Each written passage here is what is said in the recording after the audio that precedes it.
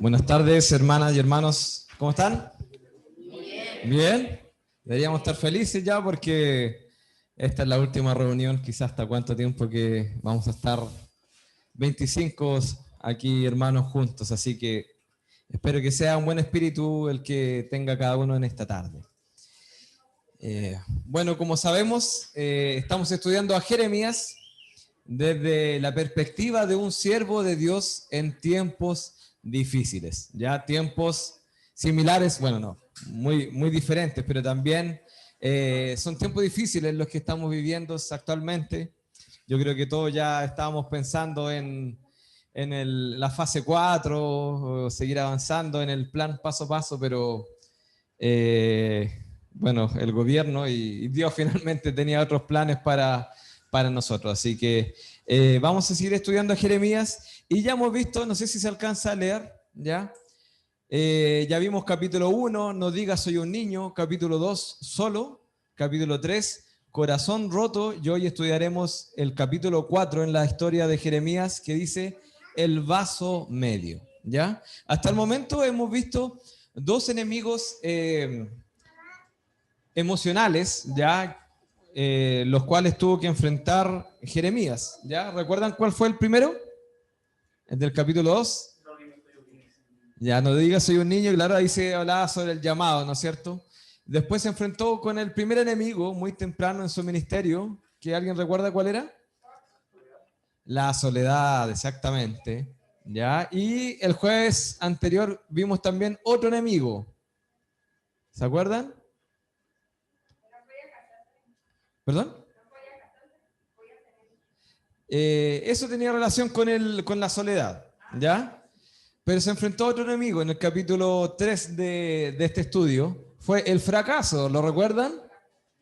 Que lamentablemente él ya había superado la mitad de su ministerio y algunos le escuchaban, algunos incluso creían las profecías sobre el castigo de Dios hacia Judá, pero no hubo arrepentimiento y esa vasija que podía ser moldeada por las manos de el gran alfarero de Dios fue finalmente quebrada, marcando un hito en el ministerio de Jeremías y en la historia de Judá, y a partir de ahora ya no había oportunidad para arrepentirse, ya se habían agotado todas las instancias y solamente faltaba el castigo de Dios sobre Judá. Vamos a orar. Señor, gracias te damos por esta nueva oportunidad que tenemos de congregarnos. Gracias, Señor, porque, bueno, pudimos adelantarlo un día para que pudieran haber más hermanos, Señor. Doy gracias por todos los que están conectados y por todos los que han apartado un tiempo con amor, con deseo de poder alabarte juntos, Señor, con estas alabanzas tan lindas y también de poder escuchar tu palabra. Así que, Señor, te pedimos que puedas obrar en los corazones de cada uno para que puedan estar preparados para recibir tu palabra y para que también obres, por supuesto, por medio de mí para poder compartir tu palabra, Señor, y que pueda hacer fruto en nuestras vidas y que podamos ver en Jeremías un ejemplo a seguir de siervo tuyo, Señor, un siervo que obedece el llamado que tú nos has dado a cada uno de nosotros. Así que todo esto te lo pedimos, Señor, en el nombre de Jesús. Amén. Ya. ¿Se puede apretar una vez, pastor?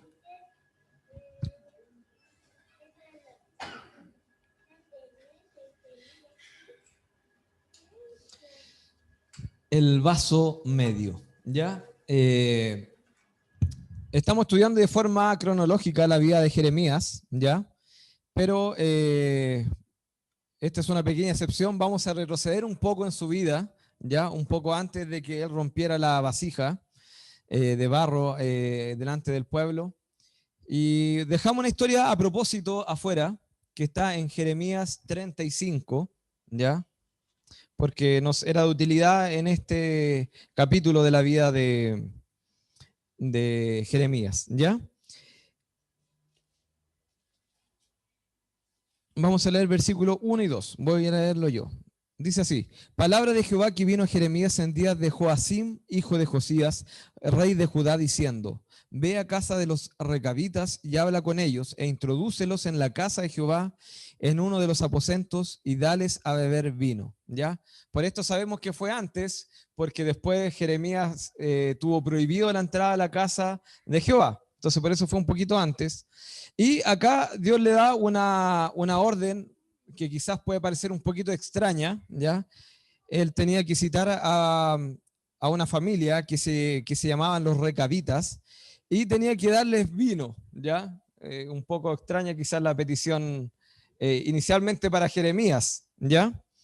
Bueno, los recabitas eran una familia que venían de un hombre llamado Recab, ¿ya? Por eso se llamaban los recabitas, ¿ya? Recab había vivido hace muchos años atrás, ¿ya? Eh, y bueno, Jeremías tenía que llevarlos a la casa de Jehová para que tomaran vino, ¿ya?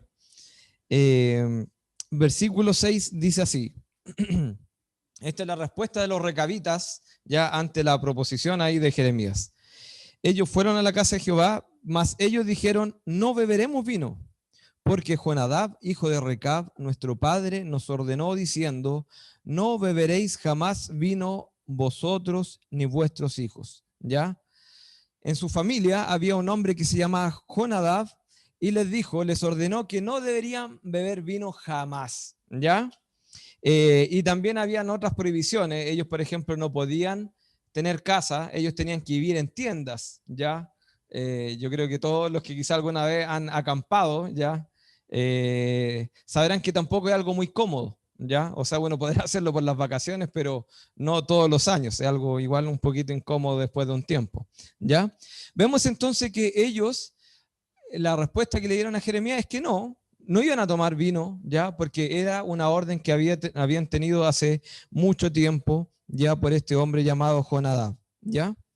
Y versículos 8 y 10, 8 al 10, ellos siguen hablando, dice, y nosotros hemos obedecido a la voz de nuestro padre Jonadab, hijo de Recab, en todas las cosas que nos mandó, de no beber vino en todos nuestros días, ni nosotros, ni nuestras mujeres, ni nuestros hijos, ni nuestras hijas, y de no edificar casas para nuestra morada, y de no tener viña, ni heredad, ni cementera. Moramos pues en tiendas y hemos obedecido y hecho conforme a todas las cosas que nos mandó Jonadab, nuestro padre. Acá vemos que ellos habían obedecido a todas estas ordenanzas. Eran una familia obediente y muy fiel a las ordenanzas de Jonadab, ¿ya? Pero ¿cuál es la gracia? Jonadab era hijo de Recab, ¿ya? Y Jonadab era de los tiempos del profeta Eliseo, ¿ya? De hecho, Jonadab, no sé si alguien recuerda o conoce el rey Jehú de Israel, que fue uno de los pocos reyes relativamente buenos. Tampoco obedeció primero la voz de Dios, pero después hizo tal cual los otros reyes. Él ayudó al rey Jehú a acabar con los sacerdotes de Baal, ¿ya? No sé si alguien recuerda esa historia, ¿ya? Entonces, podemos decir que él vivió unos 200 años antes que esta familia, ¿ya? Es decir, ellos por 200 años habían obedecido fielmente a las palabras de Jonadab. Ahí cambia un poco la cosa, ¿verdad? Porque todos podemos obedecer a veces a nuestros padres un día, una semana, un mes, pero 200 años era algo notable, ¿ya? Bueno, en una parte dice que los recabitas servían a Dios, pero Jonadab lo hizo y de seguro quizá esta ordenanza era una especie de voto que él había hecho con Dios, ¿ya? Pero sí vemos una familia especial, ¿ya? Porque una familia que vivía por fe.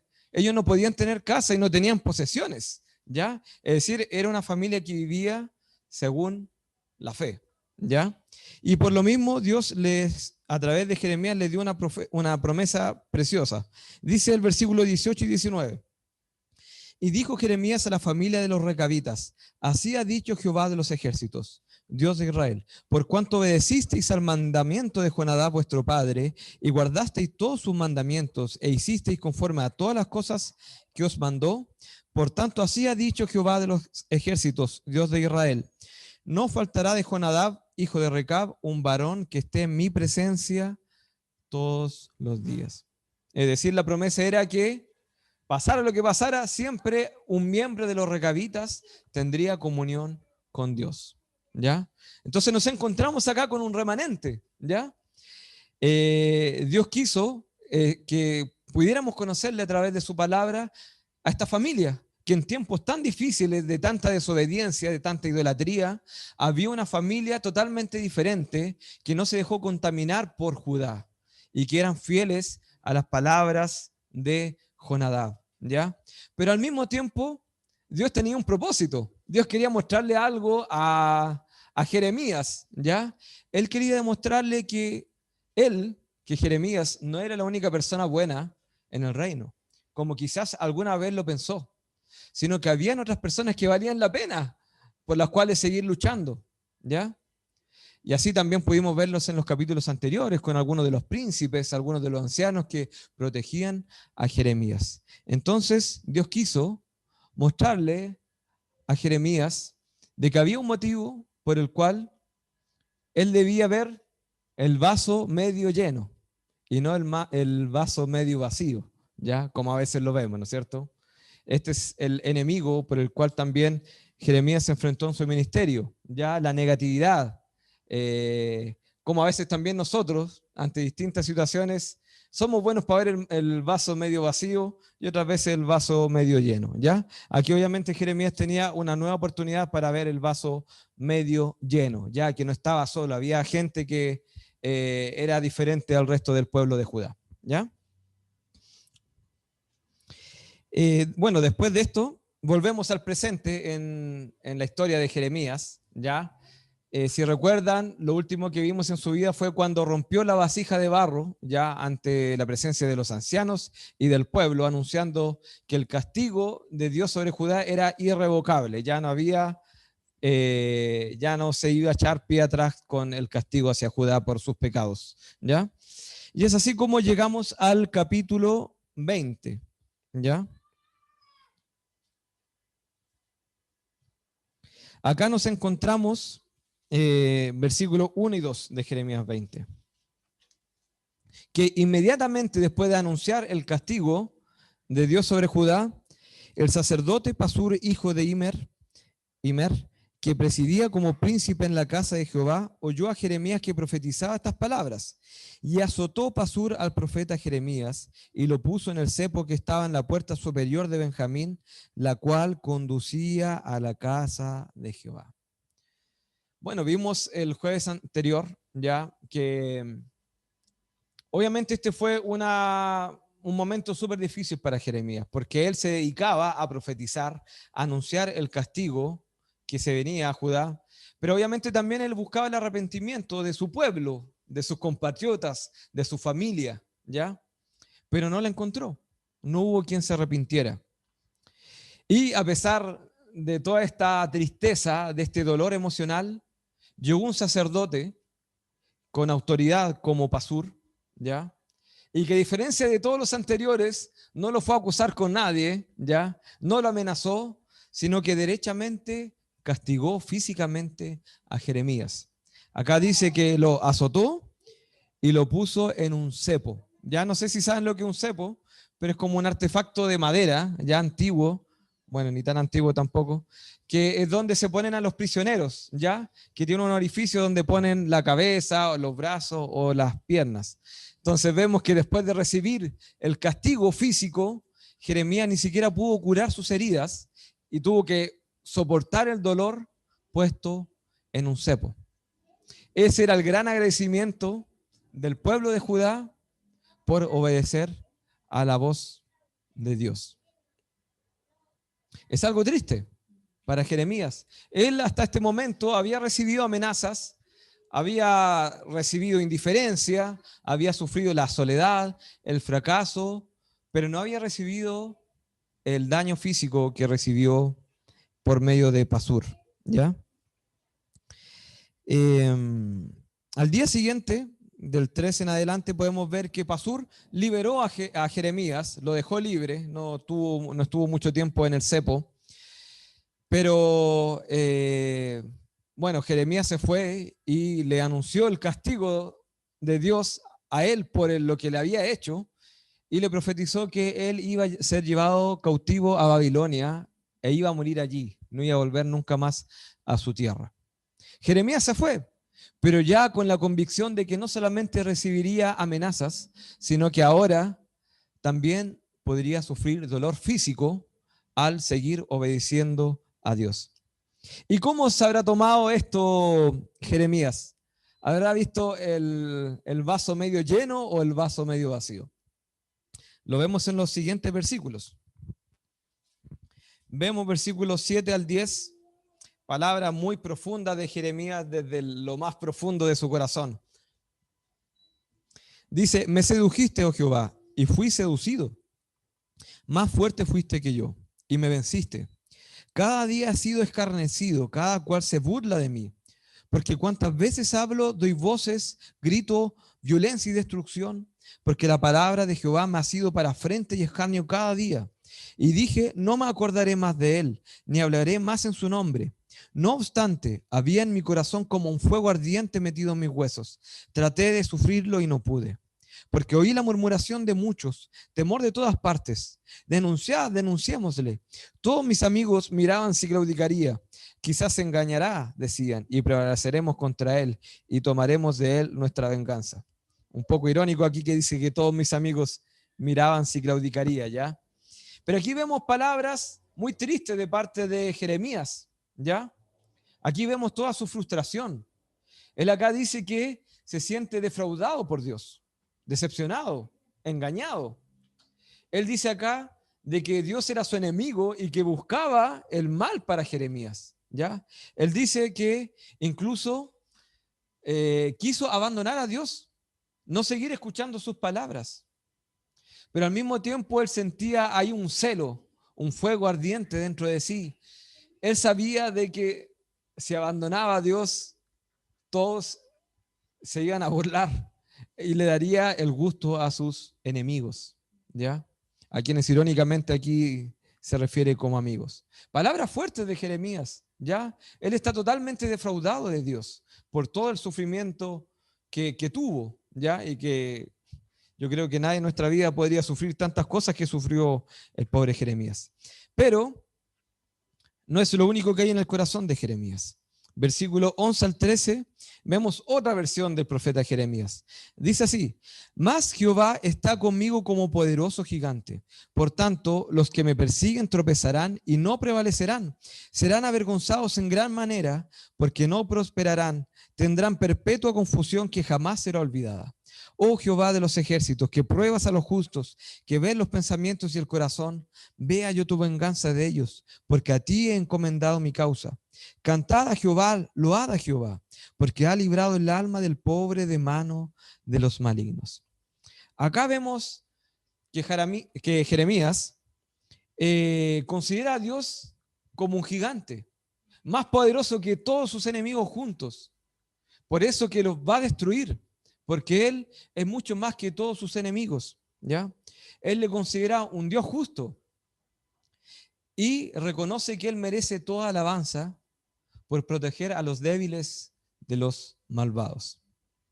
Podría haber terminado acá, pero veremos otra versión aún más drástica que la anterior de Jeremías, del versículo 14 al 18. Nótese que está todo de corrido, ya son pensamientos que están en el mismo momento en el corazón de Jeremías.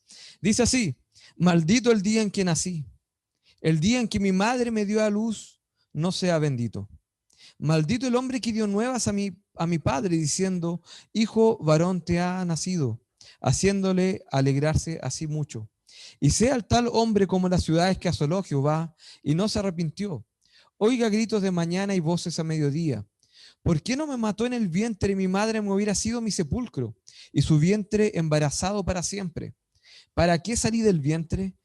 ¿Para ver trabajo y dolor y que mis días se gastasen en afrenta? Acá vemos a Jeremías sufrir una tremenda angustia que llegó a desear no haber nacido, a maldecir el día en que nació.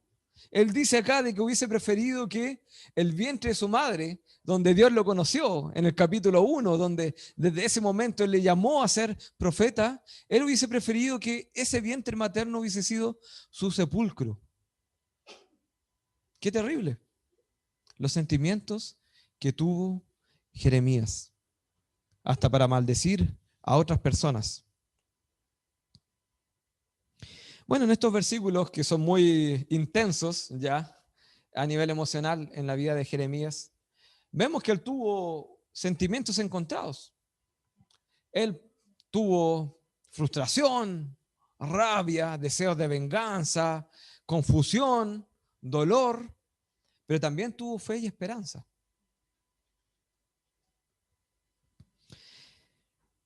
Él tuvo muchas oportunidades para ver el vaso medio vacío y quizás hasta completamente vacío. Pero la versión que predominó de Jeremías, afortunadamente, gracias a Dios, fue la de los versículos 11 al 13. Porque a pesar de la oscuridad, a pesar de todo lo adverso en su vida, él siguió profetizando en nombre de Dios. Luego de esto ocurre el suceso más esperado en el libro de Jeremías. Finalmente el pueblo de Judá es llevado en cautiverio a Babilonia por el rey Nabucodonosor. El pueblo se dividía. Algunos eran arrastrados a una nación desconocida, cruel, idólatra, perdiendo su familia, su hogar, su libertad. Y otros quedaban en el reino de Judá, pero sin esperanza, ante un enemigo invencible, perdiendo a sus amigos, perdiendo a su familia, que eran arrastrados hacia Babilonia. Igualmente uno pensaría que los que se llevaron la peor parte serían los que fueron llevados a Babilonia, porque ellos perdieron su patria, perdieron su tierra, perdieron su libertad. Iban a un mundo totalmente desconocido, como Babilonia, tierras lejanas. Pero esto era totalmente diferente. Capítulo 24. Voy a leerlo completo, es cortito.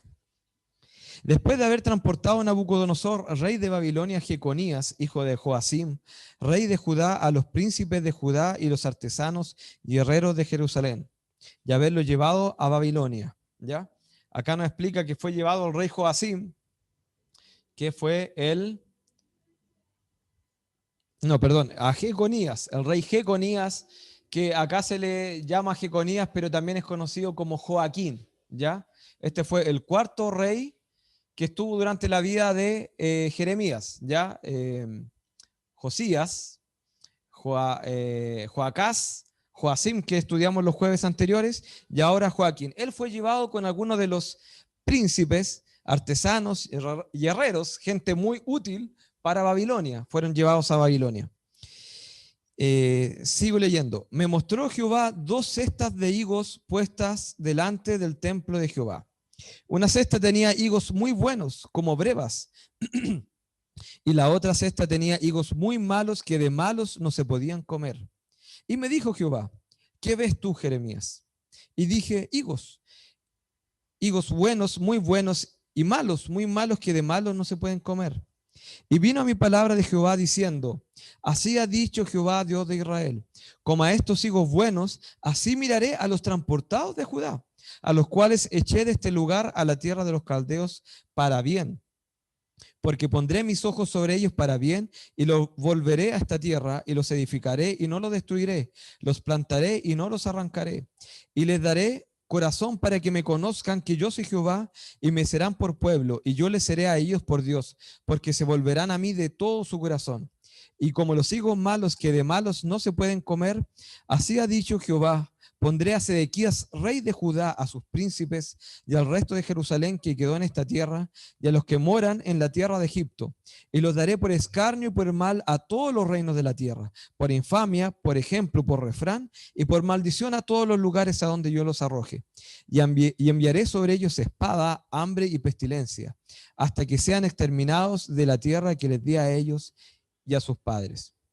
Bueno, de seguro los que fueron transportados a Babilonia vieron el vaso medio vacío, ¿ya? Obviamente miraron con negatividad. ¿Por qué yo? ¿Por qué yo tengo que dejar mi tierra? Pero acá Dios le enseñaba a Jeremías de que a pesar de la rebeldía y de la idolatría y de todos los numerosos pecados de Judá, Dios tenía misericordia nuevamente con su pueblo y quiso separar dos grupos. Un grupo que iba a recibir la misericordia de Dios y que iban a conocer a Dios, lo que no hicieron en la tierra de Judá, y serían transportados a Babilonia. Y otro grupo, que era el peor grupo, ya que se iban a quedar en la tierra de Judá, e iban a sufrir, como dice ahí, espada, hambre y pestilencia. Bueno, ¿y quién iba en el grupo de los higos buenos? ¿Alguien sabe quién iba en este grupo? Daniel, ¿no es cierto? Uno de los más famosos, ¿verdad? Daniel iba en el grupo de los higos buenos. ¿Quién más? Ananías, Misael y Azarías, ¿ya? Que son los tres amigos de Daniel, ya que después le cambiaron los nombres por nombres horribles, idólatras, ¿verdad? Ananías, Misael y Azarías. También el profeta Ezequiel, ¿ya? Y Mardoqueo, ¿ya? Mardoqueo, el padre adoptivo de Esther, ¿ya? Y que después llegó a ser el segundo más importante del reino, ¿ya? Personas que fueron muy grandes siervos de Dios, ¿verdad? Pero ¿dónde estuvieron ellos mientras Jeremías anunciaba el castigo y buscaba el arrepentimiento? Tal vez, no lo puedo asegurar, pero tal vez algunos de ellos, y también hubieron muchos más buenos que se fueron para Babilonia, pero muchos de ellos tal vez fueron los que pusieron oídos sordos a las palabras de Jeremías. Y producto a este terrible hecho de ser transportados a Babilonia, fue que ellos conocieron a Dios, que tuvieron que perder todas estas cosas para que tuvieran comunión con Dios. Pero había un hijo bueno que no se iba a Babilonia de mano de Nabucodonosor. ¿Quién era? Jeremías. Jeremías tuvo que ver cómo Dios salvaba a una parte importante del pueblo, pero él tenía que quedarse junto a la cesta de los higos malos y quedarse junto a los más rebeldes y a los más pecadores del pueblo de Judá. Quizá frustrante para él ver cómo ellos eran castigados, entre comillas, pero en realidad él tenía que estar lidiando con este pueblo terrible y de todas las cosas horribles que vamos a ver que van a pasar más adelante. Bueno, hoy día vimos a Jeremías tener diferentes emociones, ¿verdad? Esperanza, pero también angustia. Lo vimos también tener hechos esperanzadores como conocer a la familia de los recabitas, pero también vivir hechos terribles como el castigo de Pasur y como ver que los higos buenos se iban y él se quedaba en el reino de Judá. Pero a pesar de todo esto, a pesar de los pensamientos negativos, él finalmente miró el vaso medio lleno y siguió adelante en el ministerio, obedeciendo el llamado del Señor. ¿Amén? Una más, por favor. Vamos a pasar a la aplicación.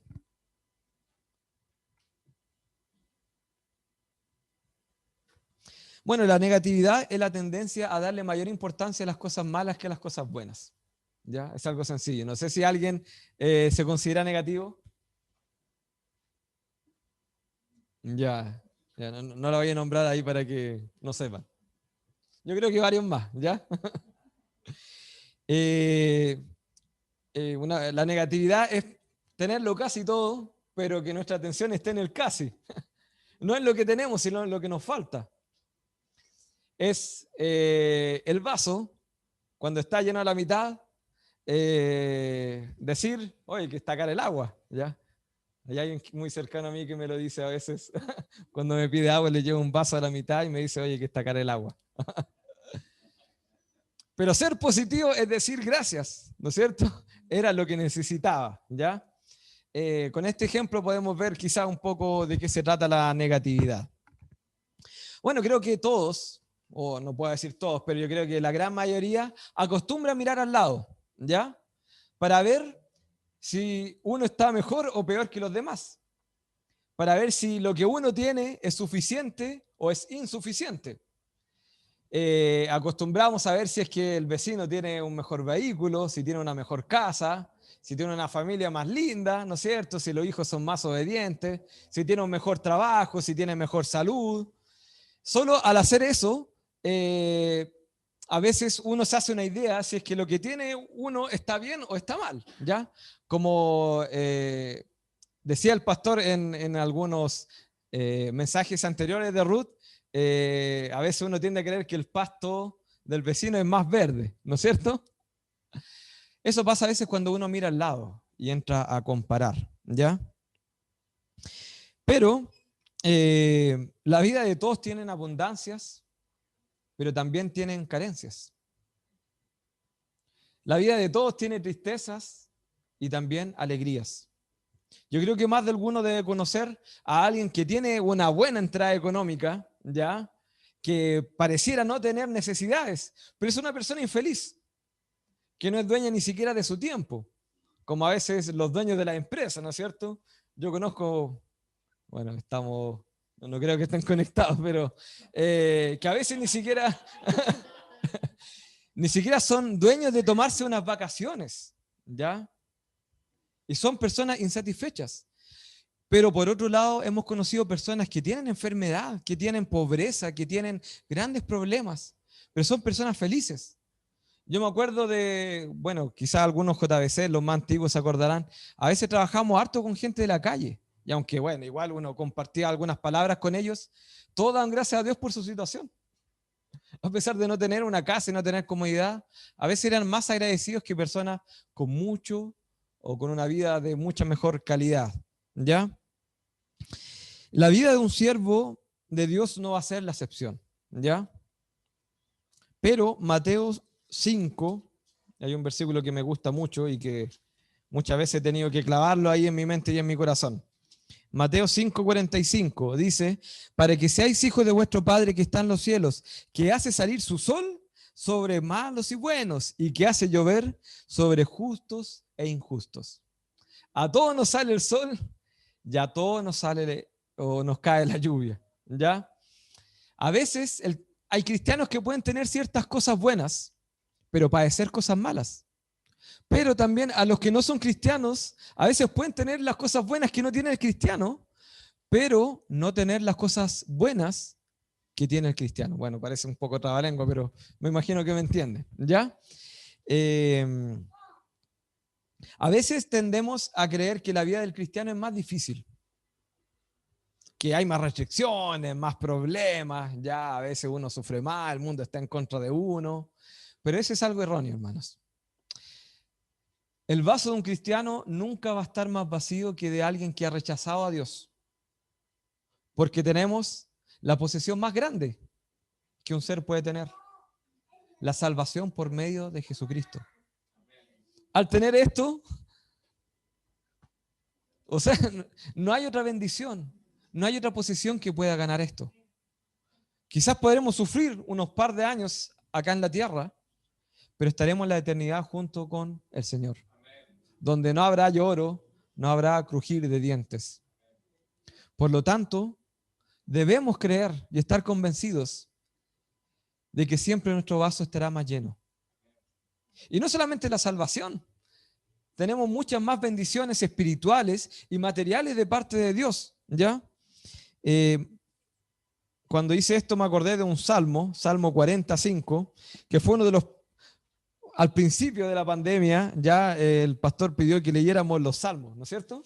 Ya es como si fuera, sí, de verdad fuera como si fue la década pasada, pero fue con el primer curso bíblico, si no me equivoco, ¿ya? Dice así, has aumentado, oh Jehová, Dios mío, tus maravillas y tus pensamientos para con nosotros. No es posible contarlos ante ti. Si yo anunciare y hablare de ellos, no pueden ser enumerados. Las bendiciones de Dios son innumerables. Me acuerdo de que después de que leímos este versículo con mi esposa Scarlett, ¿ya? En nuestras reuniones empezamos a mencionar 10 maravillas, ¿ya?